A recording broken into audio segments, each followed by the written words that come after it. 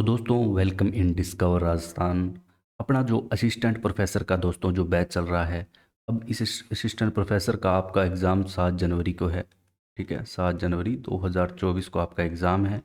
Previous year question की सहायता से अपने जितने भी टॉपिक है वो कवर करने की कोशिश कर रहे हैं। तो अपने अभी जो इतिहास, कला, संस्कृति और ज्योग्राफी के सारे टॉपिक हमने कर लिए। आप आई बटन पे टच करोगे तो प्ले लिस्ट में जाके वहाँ पे देख सकते हो। बहुत ही अच्छे तरीके से दोस्तों डिटेल में मैंने समझाया है। यहाँ भी अपने प्रीवियस ईयर क्वेश्चन लेंगे जो राजस्थान की राजनीतिक और प्रशासनिक व्यवस्था है। ठीक है, आज अपने जो राजस्थान हाई कोर्ट है उसके जो प्रीवियस ईयर के क्वेश्चन हैं ये मैं आपको करवाने वाला हूँ।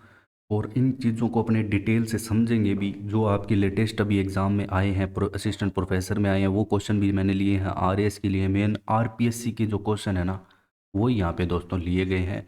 जो आरपीएससी आपका पेपर करवा रही है तो आपको सहायता मिलेगी। अभी पहला प्रश्न है, अंत तक बने रहे, अच्छे क्वेश्चन भी है लास्ट में दोस्तों, सारी चीज़ें जानने की ज़रूरी है। अब ये क्वेश्चन ऐसे नहीं कि सीधा ऐसे आ जाएगा, आपका क्वेश्चन स्टेटमेंट में भी आ सकता है कि पीठ की स्थापना या राजस्थान उच्च न्यायालय के बारे में निम्न में से कौन सा कथन सही नहीं है, ऐसे भी आपका क्वेश्चन आ सकता है।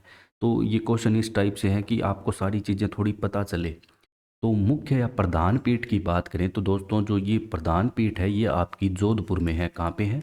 जोधपुर में। इसके अलावा खंडपीठ आपकी जयपुर में। और उद्घाटन वगैरह भी जानेंगे कि कब हुआ इसका। जो उच्च न्यायालय है इसका उद्घाटन कितनी तारीख को हुआ। तो इसका उद्घाटन होता है दोस्तों 29 अगस्त 1949। 29 अगस्त 1949 को। और कर्ता कौन है? राज प्रमुख है। राज प्रमुख, राजस्थान के राज प्रमुख, उस टाइम राज प्रमुख का पद था। ठीक है, राज प्रमुख आते हैं महाराजा सवाई मान सिंह। महाराजा सवाई मान सिंह।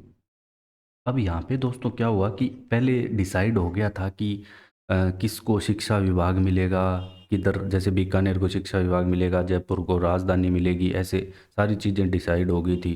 खनिज विभाग उदयपुर साइड, ऐसे सारी।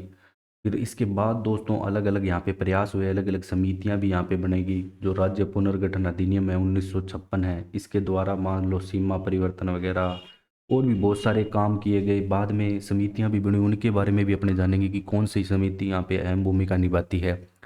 तो अभी जो उच्च न्यायालय की खंडपीठ की स्थापना, पहले देखो जयपुर खंडपीठ को है ना समाप्त कर दिया गया था। जो जयपुर खंडपीठ है इसे समाप्त कर दिया गया था।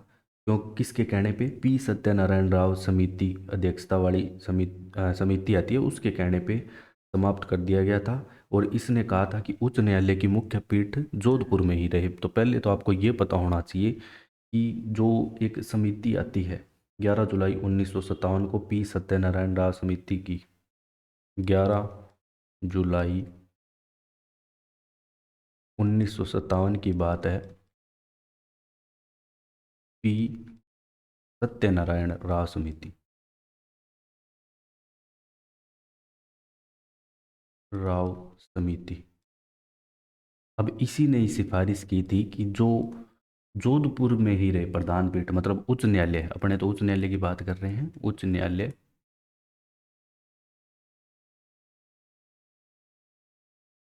आपका जो उच्च न्यायालय है ये कहाँ रहे? जोधपुर में ही रहे।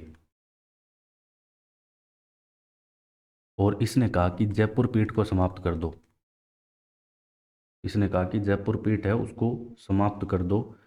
और इस कारण जनता में बहुत ज़्यादा आक्रोश आ गया। फिर वापस यहाँ पे क्या है कि 31 जनवरी 1970 को दोस्तों इस पीठ की पुनर्स्थापना की जाती है, खंडपीठ की। कहाँ पे? जयपुर में। तो ये थोड़ी सी यहाँ पे स्टोरी है। फिर अपने बात करते हैं अधिकतम संख्या दोस्तों उच्च न्यायालय में न्यायाधीशों की कितनी होती है। अधिकतम संख्या होती है 50 राजस्थान में। ये अभी की गई थी आपके 2019 के आसपास।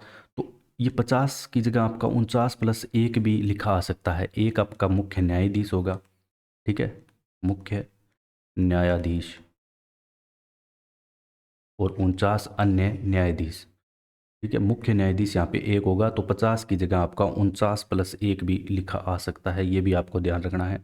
फिर राजस्थान के प्रथम मुख्य न्यायाधीश कौन थे? तो ये सारे आपके स्टेटमेंट में आ सकते हैं, मतलब 3-4 क्वेश्चन से एक क्वेश्चन बन सकता है। यहाँ से आपके एक क्वेश्चन तो श्योर है, उच्च न्यायालय का जरूर आएगा आपके एग्जाम में। अब जो कमलकांत वर्मा है, के वर्मा, ये आते हैं प्रथम मुख्य न्यायाधीश। ठीक है दोस्तों। अब ये क्या है कि जब ये मुख्य न्यायाधीश बने थे, ठीक है, अब बाद में क्या है कि जो राजस्थान है ना, उस टाइम बी राज्य, मतलब बी कैटेगरी में आता था, और ये जो क्वालिफिकेशन है ना, योग्यता, उसके अकॉर्डिंग ये सही नहीं थे बाद में, तो इनको बाद में अपना पद का त्याग देना पड़ा यहाँ पे। तो कमलकांत वर्मा ही माने जाएंगे वैसे तो मुख्य न्यायाधीश।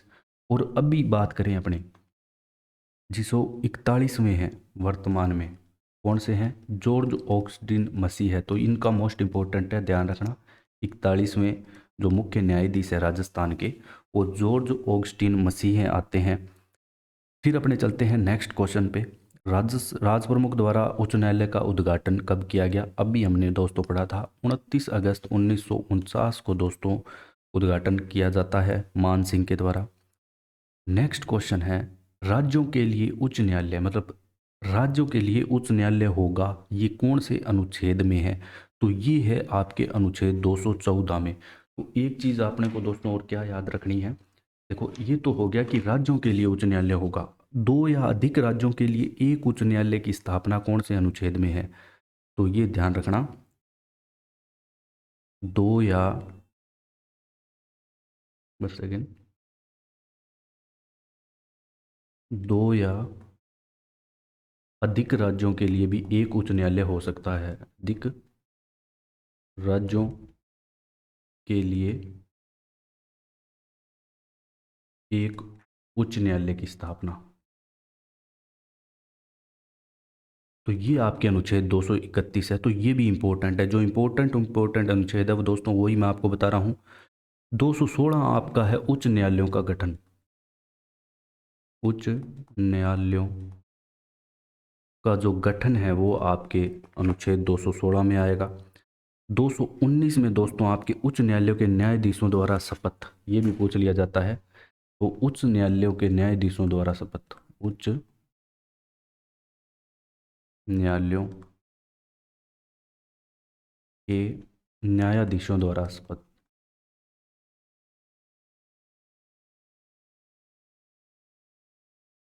शपथ लेना है, ये आपका दोस्तों आएगा अनुच्छेद 219 में। इसके अलावा और भी अनुच्छेद हैं, लेकिन दोस्तों जो मेन मेन है वो मैंने आपको बता दिए।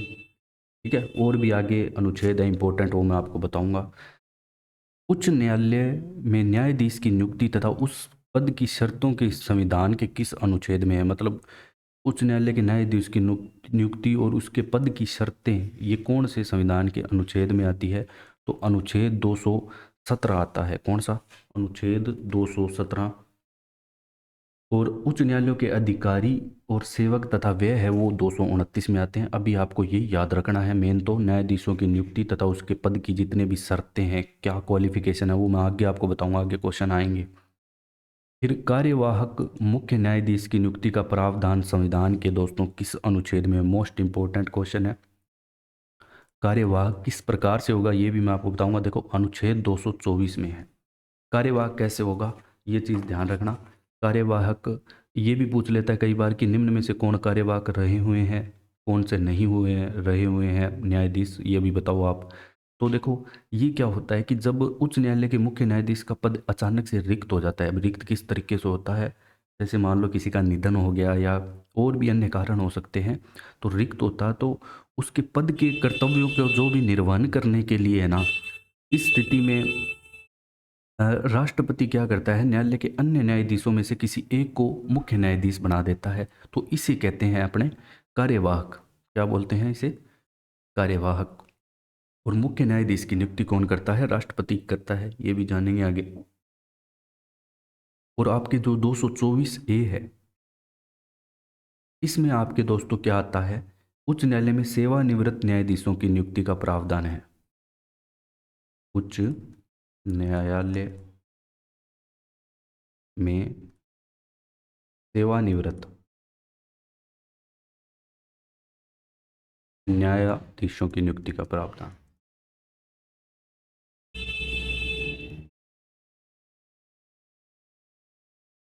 नियुक्ति का प्रावधान।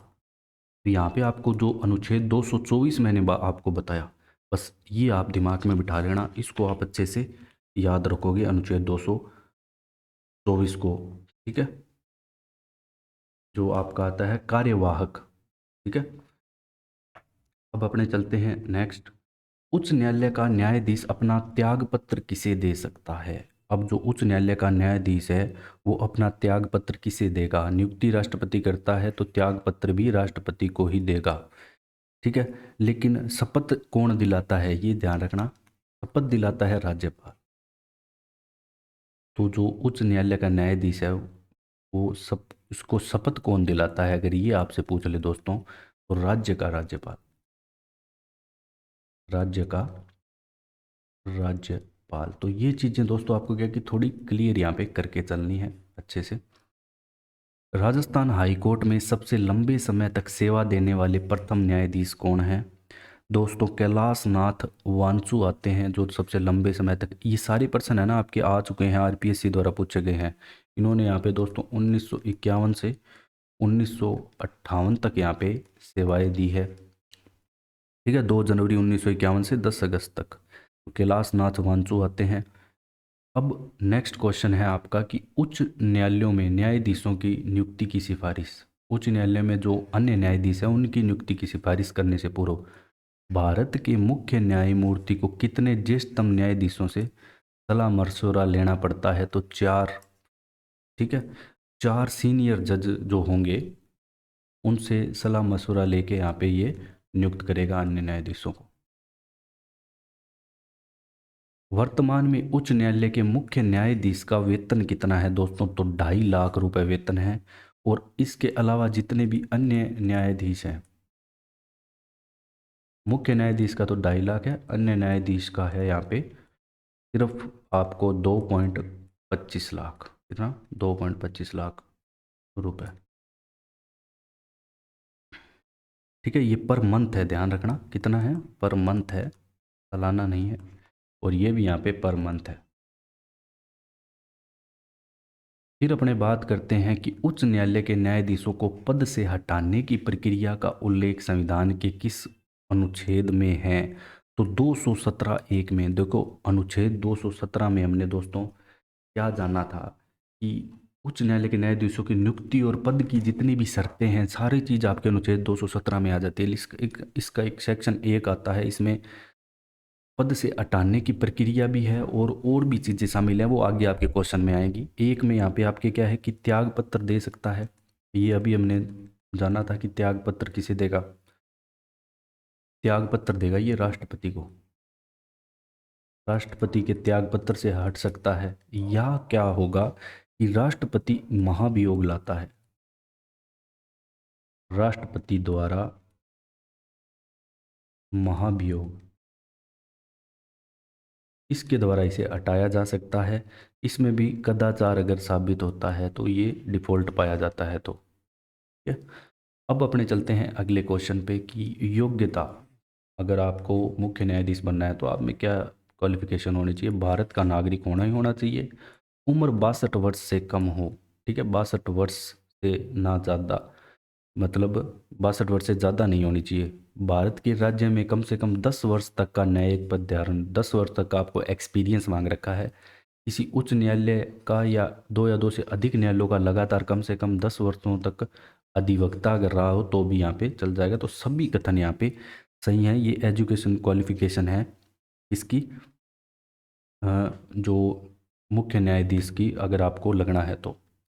अब आपसे जो आरएएस में दोस्तों क्वेश्चन पूछा गया, आरपीएससी में आरएएस 2023 जो अभी आपका हुआ अक्टूबर को, 217 के अनुसार राजस्थान उच्च न्यायालय के मुख्य न्यायमूर्ति से भिन्न अगर कोई अन्य न्यायाधीश की नियुक्ति है, ये किसकी परामर्श से करेगा? तो दोस्तों यहाँ पे जो मोस्ट इम्पोर्टेंट है, किस किस का परामर्श लेगा? राजस्थान के राज्यपाल से लेगा, भारत के मुख्य न्यायमूर्ति से लेगा, तथा राजस्थान उच्च न्यायालय के मुख्य न्यायमूर्ति से, इनसे परामर्श लेगा। ऑप्शन देखोगे तो भी आपको इस क्वेश्चन को कर सकते हो। तो ये इंपॉर्टेंट क्वेश्चन है, ये जरूर करके जाना आप। राजस्थान का राज्यपाल से सलाह लेगा, भारत के मुख्य न्यायमूर्ति से लेगा, तथा राजस्थान उच्च न्यायालय के मुख्य न्यायमूर्ति से सलाह लेगा, तीनों से। निम्न में से किस तारीख को राजस्थान उच्च न्यायालय के नियम 1952 यहाँ पे दोस्तों प्रभावी हुए? तो 1 अक्टूबर 1952। ये आपके दोस्तों असिस्टेंट प्रोफेसर एग्ज़ाम में 2020 वाले में आ चुका है क्वेश्चन। तो 1 अक्टूबर 1952 को ये आपके नियम यहाँ पे प्रभावी होते हैं। अगला क्वेश्चन है सेम वही उसी से रिलेटेड है जो आरएस में आया था, जो मुख्य न्यायाधीश और अन्य न्यायाधीशों की नियुक्ति किसके द्वारा की जाती है? देखो, अब यहाँ पे राज्यपाल द्वारा की जाती है तो ऐसे गलत हो जाएगा, मुख्य न्यायाधीश के द्वारा गलत, ठीक है। राष्ट्रपति के द्वारा ही की जाएगी। भारत के मुख्य न्यायाधीश और राज्य के राज्यपाल के साथ परामर्श के बाद राष्ट्रपति के द्वारा ही यहाँ पे नियुक्ति की जाएगी, ठीक है दोस्तों। तो इसी के साथ ही दोस्तों जो भी उच्च न्यायालय से संबंधित आपके जो क्वेश्चन है मैंने आपको करवा दिए, हाई कोर्ट से संबंधित। अगर अभी भी आपको कोई डाउट है तो आप कमेंट करो, और जो भी टॉपिक आपको समझ नहीं आ रहा वो आप कमेंट करो। तो share and subscribe. Thank you for joining discover Rajasthan.